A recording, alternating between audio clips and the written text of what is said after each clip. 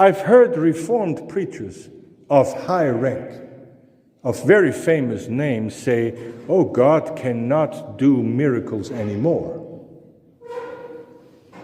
How do you know that? How do we know that? We think we know more than we do. And this is one of the strengths, I believe, of the Puritans. They approached theology always with much humility.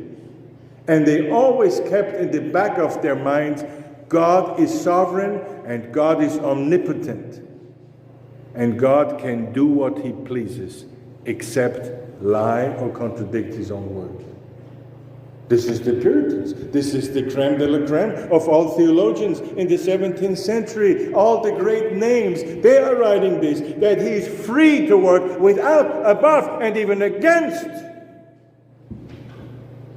the means, as it pleases him. And here we are, we tiny little Reformed theologians, and we raise our little fists and say, no, God, according to our theology, you cannot do that. And God says, you watch me. Brothers and sisters, we will see great things from a great God in the years that we have left as a congregation and as those who are sitting here.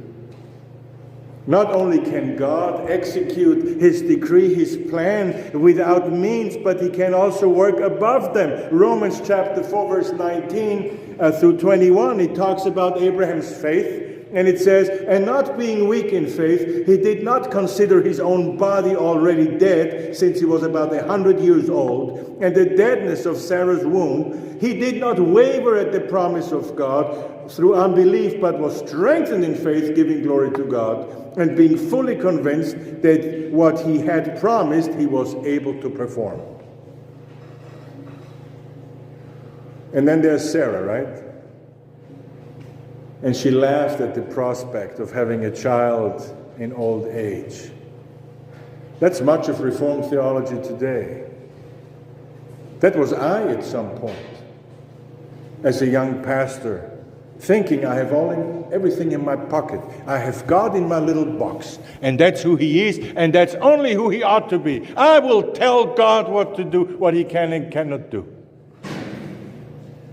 And then life happens. And God does things that you do not expect.